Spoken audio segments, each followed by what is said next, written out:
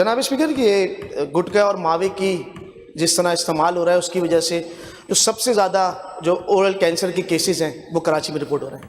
तकरीबन मैंने एक रिपोर्ट देखी, तिब्बी रिपोर्ट थी निजी कैंसर रजिस्ट्री की, जिसमें तकरीबन 20% तक जो है ये ओरल जो माउथ कैंसर होता है वो इस शहर में बढ़ गया है।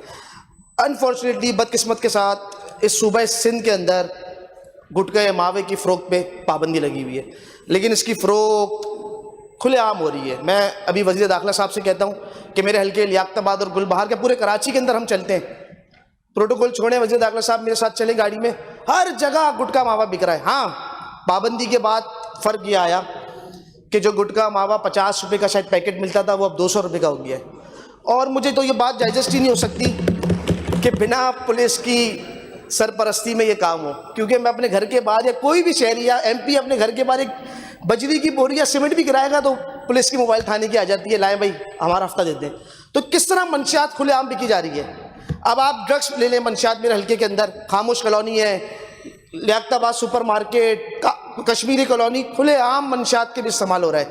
अभी हमने देखा सिंध पुलिस ने मैडम पिंकी को गिरफ्तार किया और उसके लिए बड़ा शोर हुआ, लेकिन इस तरह की पिंकीज जो है स्पीकर साहब पूरे कराची शहर के अंदर आपको हर इलाके के अंदर मिलेंगी, जो मंशियात बेच रहे हैं, गुटखा मावा, कौन कौन सी तरह। आप सिर्फ जनाब स्पीकर, मैं वज़ीर दाखिला से रिक्वेस्ट करूंगा मेरे साथ शहर का दौरा करें, पूरे कराची में खुलेआम। मुझे पता है अभी वो खड़े होकर बताएंगे कि यहाँ ये सब अच्छी की रिपोर्ट उनको SSP साहब ने दे दी होगी, लेकिन मैं कहता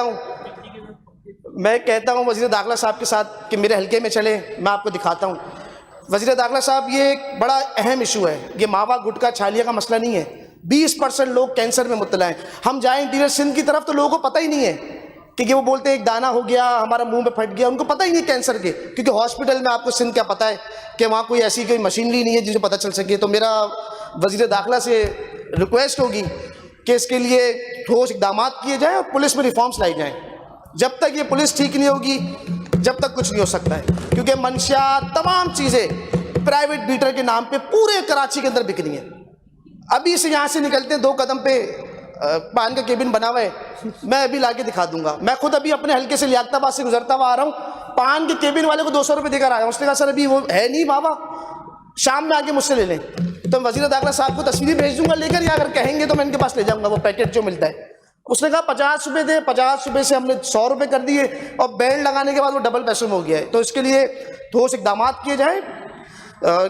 इख्तलाफात होने चाहिए, लेकिन इख्तलाफात जो है वो उसके लिए इक़दाम बहुत ज़रूरी है, क्योंकि पुलिस में रिफॉर्म्स आएंगी तो ये रुक सकता है। उसके अलावा अनफॉर्चुनेटली ये 20% से मुझे लग रहा है ओरल कैंसर जो है वो 40% आपका पॉइंट आ गया माज साहब।